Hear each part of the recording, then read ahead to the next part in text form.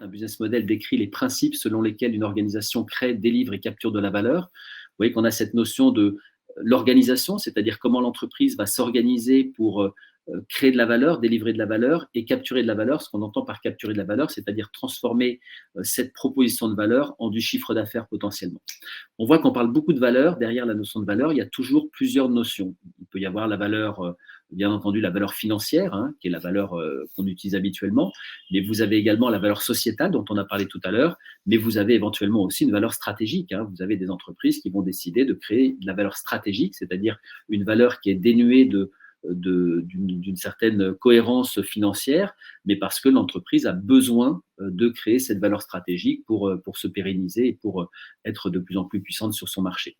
Si on regarde par exemple Amazon d'une certaine manière, pendant des années, Amazon n'a pas été rentable.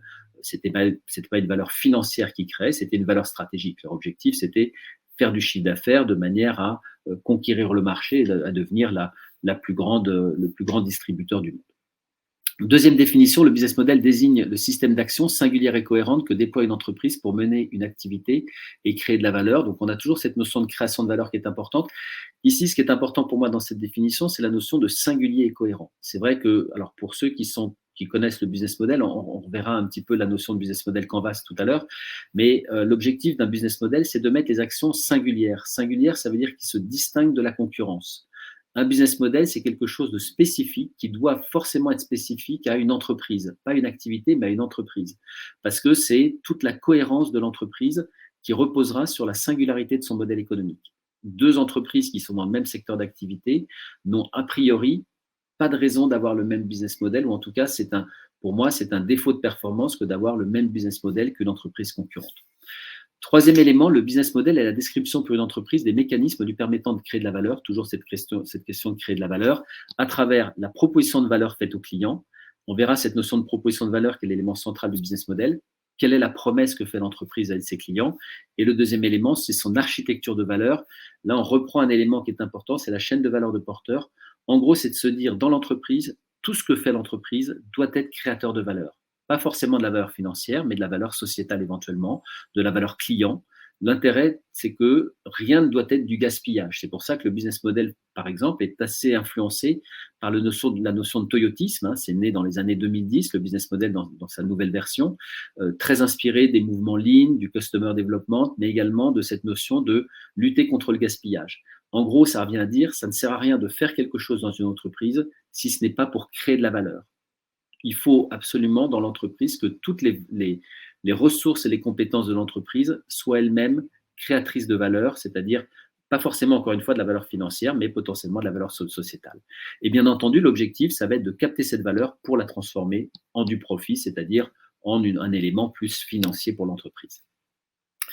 Alors, je vous propose de revoir la notion de business model. Je vous ai mis le Canvas dans sa version design, dans sa version un peu graphique. Pour ceux qui connaissent les autres versions plus sous format tableau du business model, celle-là, c'est la version plus qui permet de comprendre la philosophie, je serais tenté de dire, du business model.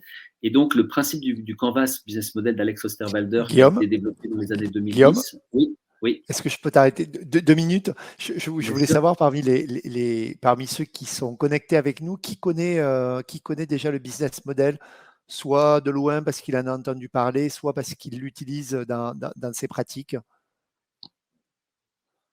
Pareil, vous pouvez réagir avec le micro, peut-être ça sera plus interactif que via le chat. Séverine nous dit de loin, mais oui, connu.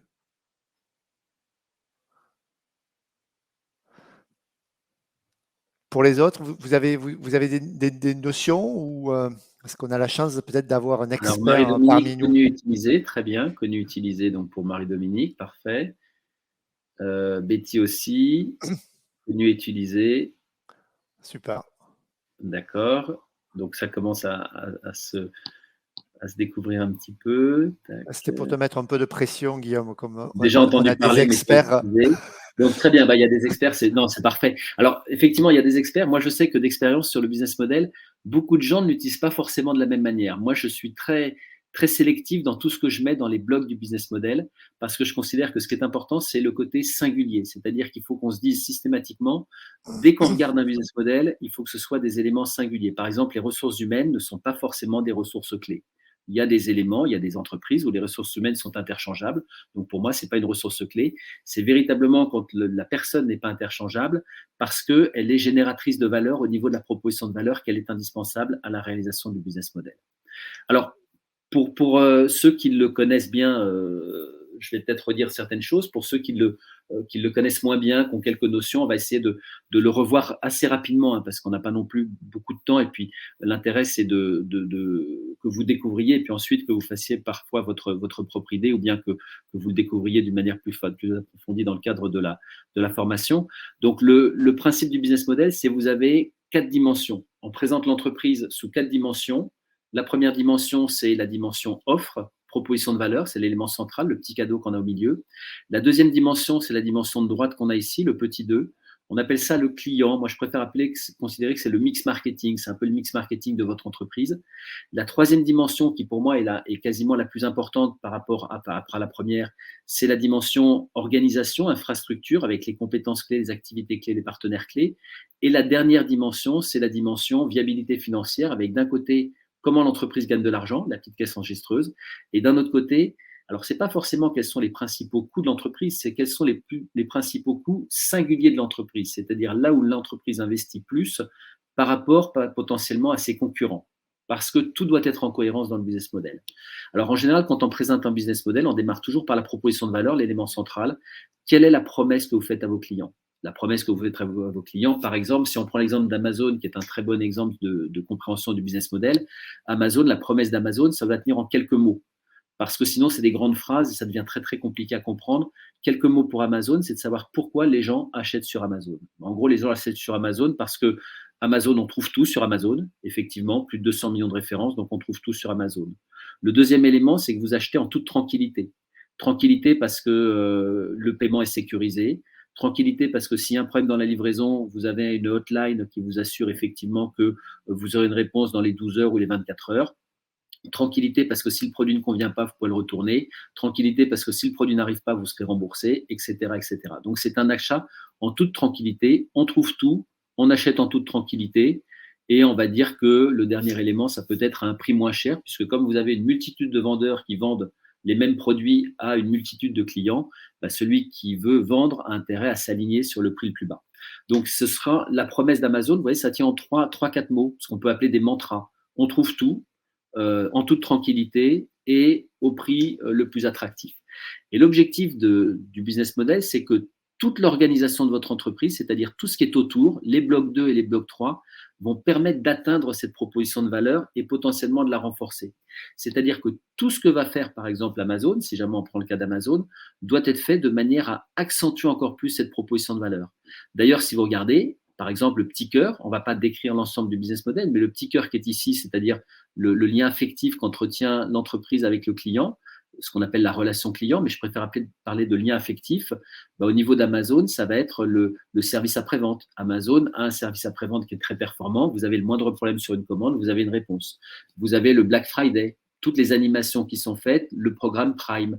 Tous ces éléments vont permettre d'atteindre la proposition de valeur potentiellement et de la renforcer. C'est-à-dire que tout ce que fait Amazon dans sa relation client n'a qu'un seul objectif, c'est de renforcer cette proposition de valeur.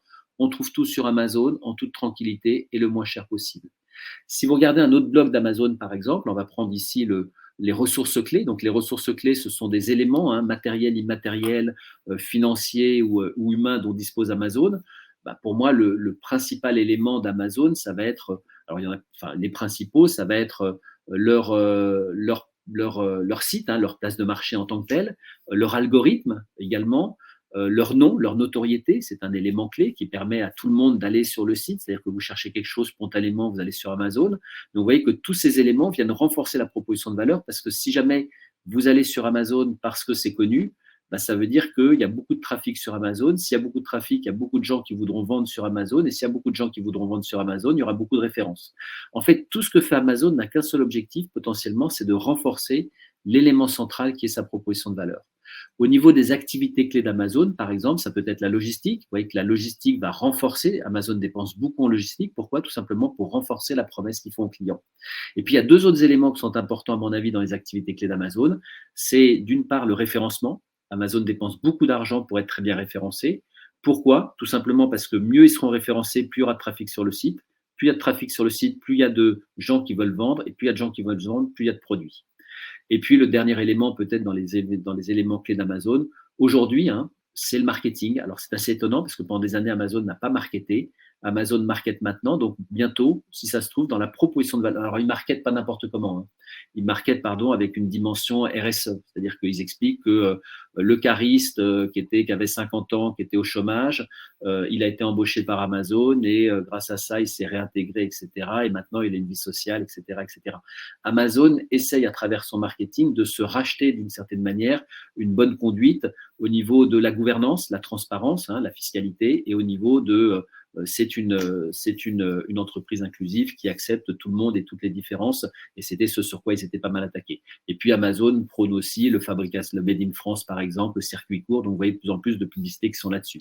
Tout ça, ça veut dire que bientôt, potentiellement, le business model d'Amazon va changer et la proposition d'Amazon va changer. C'est-à-dire que ça se trouve, dans quelques mois ou dans quelques années, on aura Amazon, c'est une entreprise responsable.